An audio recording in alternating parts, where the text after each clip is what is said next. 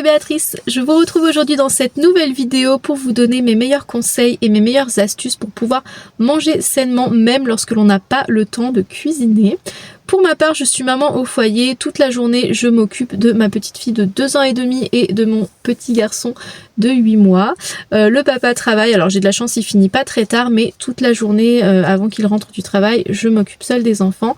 Et le midi, je n'ai clairement pas le temps de passer des heures au fourneau parce que je dois répondre à 1001 sollicitations, une couche par-ci, une tétée par-là, un jeu, une histoire, un câlin, et puis le linge, et la serpillière, et les chiens, et nanana. J'ai plein de choses à faire et donc, contrairement à ce qu'on pourrait penser, je n'ai pas forcément beaucoup de temps à consacrer à la cuisine. Pourtant j'aime ça, mais j'en ai pas toujours l'envie non plus. Donc parfois je fais des repas plus élaborés, surtout le week-end. Parfois non, et du coup j'ai développé plein de petites astuces justement pour pouvoir quand même proposer des repas sains, équilibrés et bons, des choses que l'on aime vraiment manger, qui sont pas forcément très chères également parce qu'on doit faire attention au budget. Donc je me suis dit que j'allais partager tout ça avec vous aujourd'hui et que ça pourra peut-être aider d'autres mamans au foyer mais aussi des parents qui travaillent puisque du coup ce sont des choses très faciles et rapides à faire, donc pas d'excuses de j'ai pas le temps parce que je travaille beaucoup, etc. Il y a plein de petites astuces justement qui peuvent vous aider à proposer des repas équilibrés. Bien évidemment, de temps en temps, si l'on cuisine juste des pâtes au beurre et au jambon parce qu'on n'a pas trop le temps, c'est pas grave, hein. Mais voilà, l'idée dans cette vidéo, c'est vraiment de vous aider à trouver un bon équilibre grâce à plein de petites astuces qui peuvent vous aider au quotidien. Le premier conseil, ça va être de privilégier les ingrédients bruts et crus. Alors ça, c'est quelque chose que j'ai beaucoup fait cet été lorsque mon bébé était encore tout petit, puisqu'il est né le 1er juin. Je n'avais vraiment pas l'énergie et le temps de cuisiner puisque j'avais en plus ma grande qui était avec nous durant le mois de juillet pour la première partie des vacances. Il fallait du coup que je prépare le repas de midi pour mes enfants et moi-même, mais je n'avais pas beaucoup d'énergie parce que je dormais pas beaucoup et pas beaucoup de temps non plus parce que j'avais les 3 enfants avec moi tout le temps. Et j'étais toute seule la journée puisque voilà, mon mari travaille. Donc je faisais beaucoup ça, surtout qu'en été c'est très facile de manger cru. En hiver aussi, hein, je vais vous donner des petites idées, mais voilà, en tout cas cet été je sais que je faisais tout le temps des salades composées de concombres, tomates cerises, feta, avec un peu de vinaigre balsamique, je trouvais ça trop bon, et un petit peu d'huile d'olive. Pareil, des fois on mangeait aussi des petites olives, des petits bâtonnets de légumes à tremper, soit dans un houmous maison, soit dans un dip de betterave maison. Ça c'est très rapide à faire. Si on a soit un blender, soit un mixeur plongeant, on peut faire justement des petites trempettes comme ça. Un autre repas que je faisais beaucoup, c'était du saumon cru avec de l'avocat, parce que ça du coup c'est pareil, c'est du brut cru. Il y a que la découpe à faire et du coup ça me prenait vraiment très peu de temps. En plus c'est des repas qui sont très appréciés à la maison, voilà, tout le monde les aime. Un petit peu de sauce soja sur le saumon et l'avocat et c'est bon. Donc franchement c'était vraiment très bien comme repas rapide. Après si vraiment on en avait envie, on mangeait un petit peu de fromage blanc de brebis en dessert avec du miel ou avec des fruits comme des framboises ou des myrtilles. Ça c'est des choses que j'ai toujours dans le congélateur, des framboises et des myrtilles parce que du coup on peut les mettre dans le fromage blanc, au petit-déj on peut les mettre sur des pancakes le week-end, enfin voilà, c'est des petits ingrédients que j'ai souvent dans le congélateur parce que ça dépanne bien. C'est très rare que j'utilise du surgelé, mais ça pour le coup j'en achète parce que voilà, je trouve que ça dépanne bien et que ça reste très bon même lorsque ce n'est pas du frais.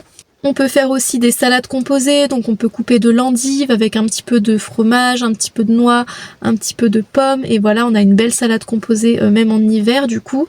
On peut également manger du chou-fleur cru, ça c'est très bon, alors il faut aimer, mais on peut le champignon cru également qui passe bien. Deuxième conseil, planifiez vos menus et votre liste de courses, ce sera beaucoup plus simple de vous organiser de cette façon. Vous n'aurez pas besoin de vous casser la tête tous les jours à savoir ce que vous allez préparer, et voilà, vous savez à l'avance du coup que vos menus de la semaine seront rapides à préparer puisque vous allez pouvoir anticiper ça.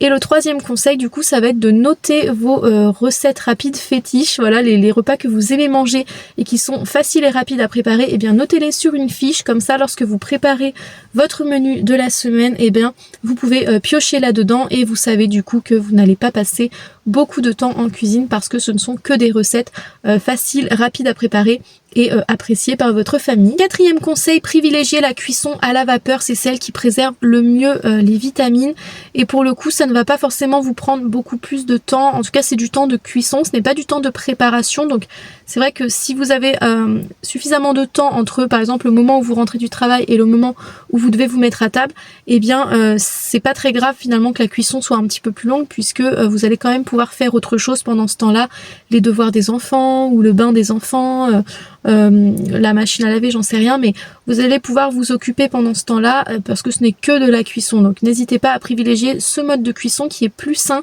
qui préserve mieux les nutriments et les vitamines. Le cinquième conseil, c'est de cuisiner en plus grande quantité tout simplement pour avoir des restes. Donc ça, c'est quelque chose que l'on fait quasi systématiquement. En fait, dans notre organisation, à nous, on prévoit les menus uniquement pour les soirs de semaine et pour le week-end.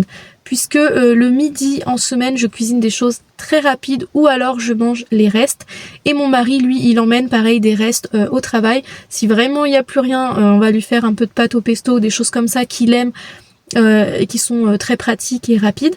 Mais voilà, en règle générale je cuisine le soir une grosse quantité, comme ça le lendemain midi je peux en remanger avec ma fille, enfin les enfants d'ailleurs, parce que Zoé mange aussi. Je peux en manger avec les enfants le midi et mon mari peut en emmener un petit tube au travail. Et donc voilà, je prévois du coup pour la semaine en elle-même 5 repas pour le soir. Et je les fais en plus grosse quantité. Donc c'est vraiment super pratique. En général, ça prend pas beaucoup plus de temps. Si vraiment il y a des choses à éplucher, ça va être un petit peu plus long. Mais quand je pense par exemple à ce qu'on a fait hier, on a fait une potée. J'ai tout simplement pris un chou entier, je l'ai coupé en morceaux. Ensuite j'ai épluché 3 carottes, je les ai coupées en morceaux. Pareil avec 2 ou 3 pommes de terre de bonne taille. Et je mets tout dans de l'eau avec 4 tranches de poitrine de micelle. On met à cuire pendant 1 heure et c'est réglé. Et comme ça la quantité elle est suffisamment grosse pour faire un soir plus un midi, voire même plus que ça. Et pour autant, la seule chose qui m'a vraiment pris du temps, c'est d'éplucher quelques pommes de terre et carottes et de couper tout ça. Mais quand je vous dis que ça prend du temps, ça m'a pris peut-être 5 ou 10 minutes, pas plus. Sixième conseil, ça va être de privilégier la cuisson en un seul plat. Donc par exemple la potée, comme je viens de le dire, c'est dans un seul grand plat. Ce qui est bien, c'est que du coup, ça vous évite de faire trop de salissures dans la cuisine, d'avoir trop de choses à nettoyer, trop d'ustensiles aussi, et puis ça vous évite d'avoir trop de plats à laver, tout simplement. Ça prend moins de place aussi. Voilà, c'est très pratique, ça évite que ça fasse trop bazar également. Moins de choses à ranger, moins de choses à laver, bref, c'est quand même vachement pratique. Donc voilà, les plats comme la potée, je sais pas, la soupe, qu'est-ce qu'on peut avoir d'autre, le bourguignon, bref, plein de plats comme ça qui vont se cuisiner en un seul et unique plat. Septième conseil, privilégiez des repas simples plutôt que des repas élaborés. Si vraiment vous manquez de temps pour cuisiner, c'est pas la peine de chercher des recettes vraiment élaborées, du genre un tagine, des lasagnes. Peu importe, en fait, l'idée c'est juste de manger et de manger équilibré, donc d'avoir un légume, une protéine, un féculent, mais c'est pas grave si c'est pas une vraie recette, donc peu importe, vous n'êtes pas obligé de faire un gratin ni rien. Moi je privilégie toujours quelque chose de très simple. Souvent on va faire une viande ou un poisson, plus un légume et parfois un féculent. Ou alors des fois pour le soir ça peut être très bien de faire juste un féculent, un légume. D'ailleurs il y a une maman très récemment qui m'expliquait qu'elle faisait des légumes à l'avance. Donc en fait j'imagine que c'était le week-end. Elle faisait cuire des légumes et elle mettait chaque légume au congélateur.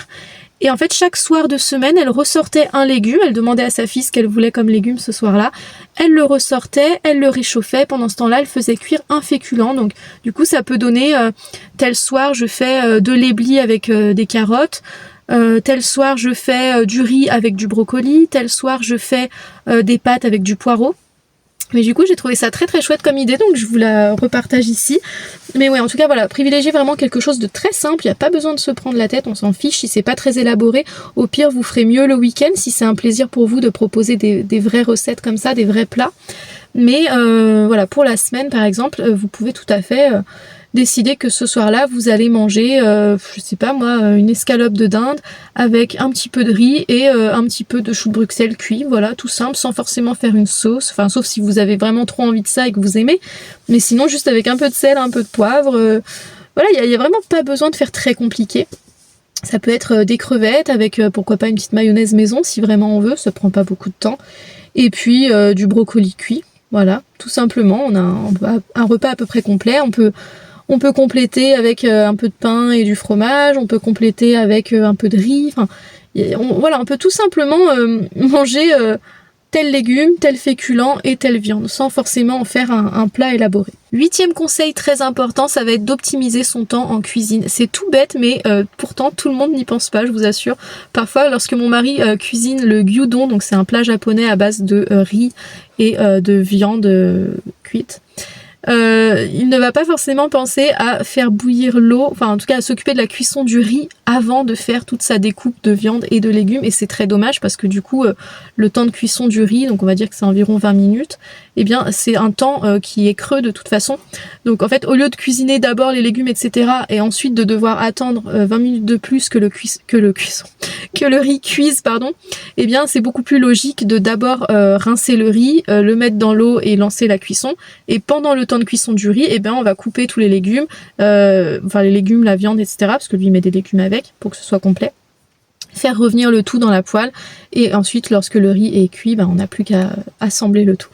C'est tout bête, hein, mais voilà, c'est important de le rappeler parce que des fois on perd du temps très bêtement.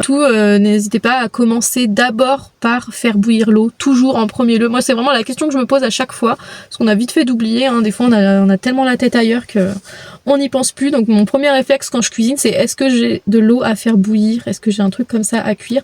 Si c'est le cas, hop, tout de suite je mets l'eau à bouillir, et pendant ce temps-là, je prépare autre chose. Et je profite toujours du temps que je passe en cuisine pour prendre un petit peu d'avance si je le peux. Voilà, si les enfants ne râlent pas et qu'ils m'en laissent l'opportunité, je vais profiter du temps que je passe en cuisine pour préparer quelque chose de plus. Donc ça peut être tout simplement faire cuire un légume à côté, comme ça le lendemain midi, je pourrais proposer ce légume à mes enfants. Mais voilà, en tout cas, optimiser vraiment le temps que l'on passe en cuisine. Et enfin, le dernier conseil, c'est tout simplement de préparer à l'avance. Donc si jamais vous en avez l'envie, vous pouvez préparer plein de repas pendant le week-end. Et comme ça, vous n'avez plus qu'à les sortir du frigo ou du congélateur. Donc vous pouvez mettre au frigo pour les 2-3 premiers jours et au congélateur pour le reste de la semaine. C'est pas du tout quelque chose que j'aime faire. Je déteste le goût des plats décongelés en fait. Alors encore... préparer un peu à l'avance et mettre au frigo, ça me dérange pas, mais par contre mettre au congélateur pour ensuite décongeler et manger, j'aime pas du tout. Je trouve que ça altère trop le goût et la texture. C'est vraiment pas mon truc, mais si vous ça ne vous dérange pas, n'hésitez pas à le faire. C'est une très très bonne astuce, surtout si vous travaillez, comme ça vous n'avez plus qu'à réchauffer le repas et vous n'avez pas besoin de vous prendre la tête le soir à devoir cuisiner. C'est du temps que vous pouvez passer sereinement avec votre enfant à jouer par exemple, ou en tout cas à faire les devoirs, le bain, etc. aussi. Mais bon, moi je sais que je n'aurais pas forcément trop l'envie de cuisiner le week-end. Enfin voilà, je pense que j'aurais aussi envie de profiter de mon week-end. Donc ça c'est vraiment selon votre personnalité et vos possibilités aussi. Moi c'est pas quelque chose que j'apprécie vraiment, comme je vous dis, j'aime pas du tout le goût que ça donne. Mais pourquoi pas, ça peut aider. Par contre, ce que je faisais pas mal à une période, c'était de préparer des crudités et je les mettais dans un Tupperware pour la semaine, comme ça je pouvais les ressortir à différents repas. Par exemple, je faisais des carottes râpées, mais en général je profitais d'un soir de semaine durant lequel je cuisinais, comme je vous ai expliqué juste avant. Voilà, j'optimisais mon temps en cuisine. Donc par exemple, lorsque mon repas était juste en train de cuire et que j'avais encore un peu de temps devant moi parce que les enfants ne me réclamaient pas, eh bien je râpais des carottes ou j'allais couper je sais pas moi des endives, etc. Pour avoir des petites crudités. Du chou chinois aussi, j'aimais bien Enfin, je mets ça au passé, mais c'est encore le cas, c'est juste que ça fait un petit moment que je l'ai pas fait. J'aime bien couper du chou chinois en tout petits morceaux et mettre un peu d'huile de sésame, des graines de sésame, de la sauce soja, et puis je sais plus, je crois que c'est à peu près tout. Mais bref, ça fait des petites salades de crudités comme ça, vraiment toutes simples qu'on peut ressortir pour plusieurs repas, et voilà, ça dépanne bien et au moins on est sûr d'avoir mangé des crudités, ce qui est très bon pour la santé. Maintenant, je vais vous donner plusieurs idées de repas très faciles et rapides à préparer. Pour la plupart, c'est des recettes qui vont être prêtes en moins de 20 minutes ou alors qui vont nécessiter seulement quelques minutes de préparation et ensuite un plus long temps de cuisson. La première idée, c'est tout simplement une escalope de dinde ou de poulet avec du riz et des champignons à la crème. Donc on s'occupe de lancer la cuisson du riz. En général, le riz, ça prend 11 minutes à peu près à cuire. Vous rajoutez le temps que l'eau arrive à ébullition. Donc voilà, en moins de 20 minutes, clairement, votre repas sera prêt. Pendant que le riz cuit, vous pouvez couper un oignon et des champignons en petits morceaux. Vous les faites revenir à la poêle dans un petit peu d'huile. Et ensuite, vous faites cuire les escalopes à la poêle. C'est, je sais plus, 3, 4, 5 minutes de chaque côté. Enfin, ça cuit quand même assez vite. Et voilà, on a un repas qui est super bon, complet, sain et prêt très rapidement. Ensuite, un repas que j'aimais beaucoup faire, c'était le curry. Donc j'en ai beaucoup fait cet été, je vous avais déjà partagé la recette, je crois. Je vais tout simplement, pareil, m'occuper de la cuisson du riz en premier. Pendant que ça cuit, je vais couper une courgette et de l'oignon en petits morceaux. Je fais revenir dans un petit peu d'huile avec les morceaux de veau également, que j'aurai coupé en même temps que les légumes. Je fais revenir tout ça dans la poêle et une fois que c'est cuit, eh bien je n'ai plus qu'à assembler le tout dans une assiette. Un autre repas que j'aime bien faire, surtout pour le soir quand on a envie de quelque chose de léger, qu'on n'a pas trop faim, c'est tout simplement des crudités à tremper dans un houmous ou dans un dip de betterave maison.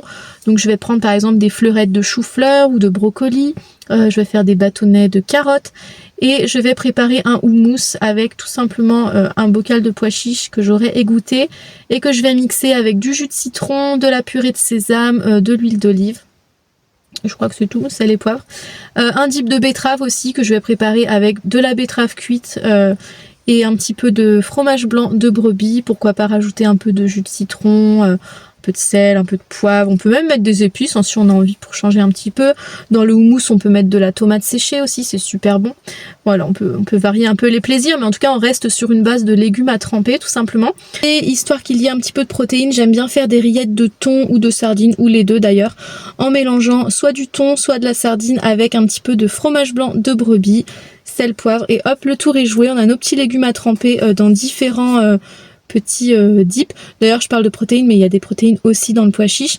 Et dans cette vidéo, j'ai pas trop parlé des protéines végétales et légumineuses, etc. Tout simplement parce que j'aime pas énormément ça, à part le houmous que j'adore. Sinon, ouais, les lentilles et tout, c'est pas trop mon truc. Pendant longtemps, j'adorais les lentilles corail. C'est encore le cas, mais ça fait longtemps que j'en ai pas eu envie. Mais bref, c'est tout simplement pour cette raison-là. Bien sûr, vous faites comme vous voulez si vous voulez manger des légumineuses et pas de viande ou voilà. Bref, vous adaptez. Moi, je vous parle un petit peu de mes goûts à moi, forcément, parce que c'est ce que je connais, mais bien sûr, vous adaptez à votre réalité. Sinon, comme je l'ai dit tout à l'heure, le poisson cru avec de l'avocat, ça, c'est super rapide. Et si vous voulez vous faire un genre de pokéball, il vous suffit de rajouter du riz à sushi et de la sauce soja, etc. Sinon, un repas qu'on aime énormément faire, c'est tout simplement le poulet au four avec des pommes de terre et du brocoli, ou encore du chou de Bruxelles, ou encore des haricots verts, mais vraiment ça c'est la base, hein. Il suffit de mettre des cuisses de poulet dans un grand plat au four avec de l'huile d'olive, pourquoi pas un peu de thym ou du paprika et de la moutarde. Moi c'est quelque chose que j'aime bien faire, je trouve que ça donne un bon petit goût et un petit peu de croustillant à la peau du poulet. Et puis on va tout simplement venir faire cuire à l'eau des brocolis, ou des choux de Bruxelles, ou des haricots verts, bref, comme on veut. Les pommes de terre, on les épluche, voire même on les épluche pas si c'est une peau fine et qu'elle est propre, ça m'arrive de pas les éplucher. On coupe ça en morceaux, on balance dans le plat au four avec le poulet. Il n'y a que le temps de cuisson à prévoir, franchement vous avez quasiment rien à faire à part couper des pommes de terre et des fleurettes de brocoli, ça prend 5 ou 10 minutes, pas plus. Donc si vous avez du temps pour la cuisson, voilà, vous pouvez tout à fait faire ce genre de plat.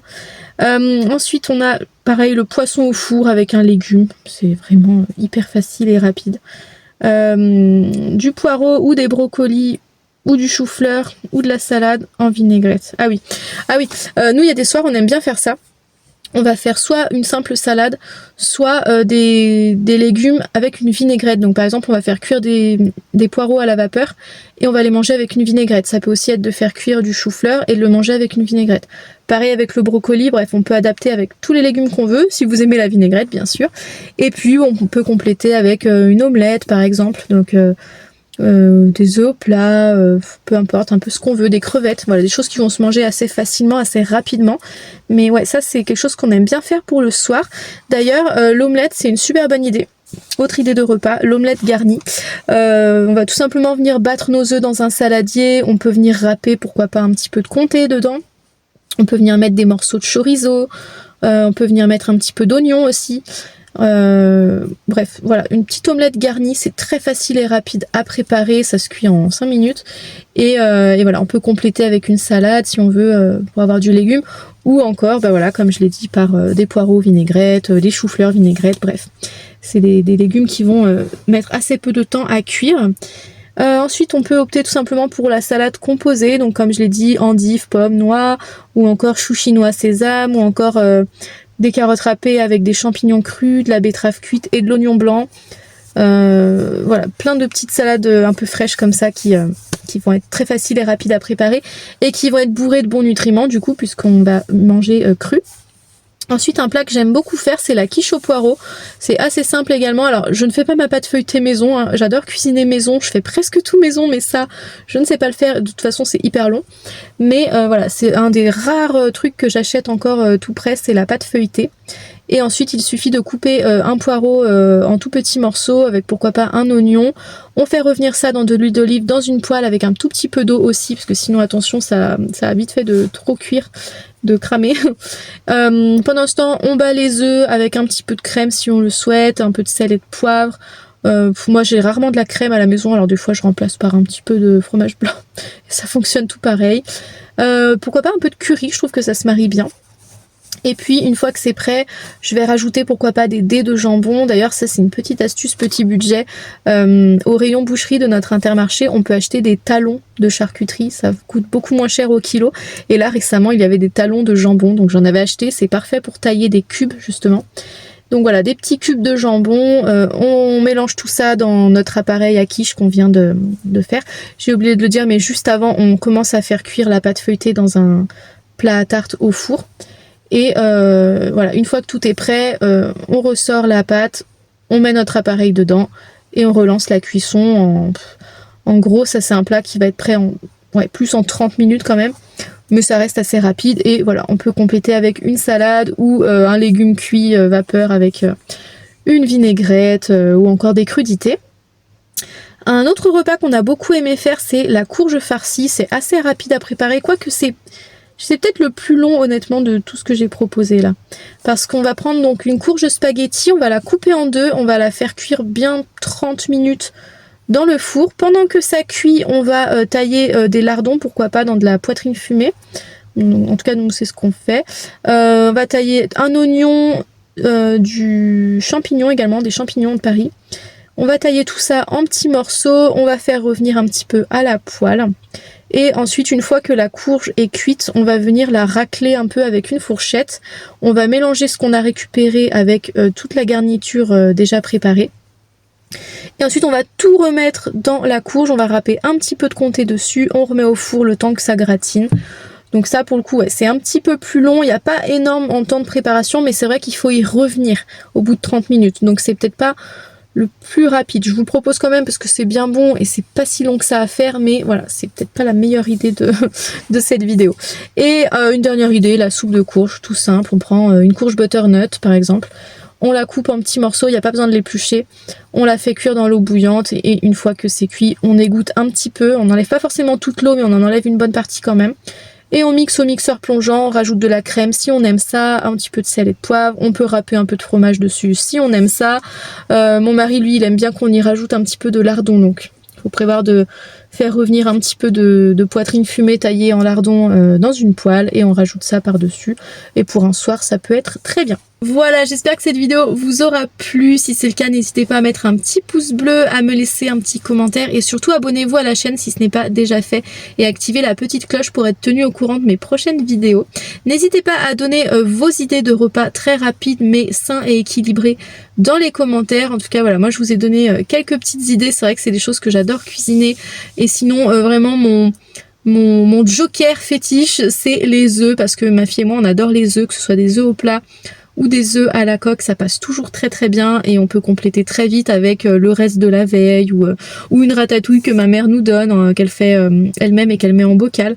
Bref, ça c'est vraiment mon petit joker à moi, donc n'hésitez pas à me dire quel est votre joker à vous, en dehors des pâtes bien sûr, parce que moi aussi c'est mon joker parfois, hein.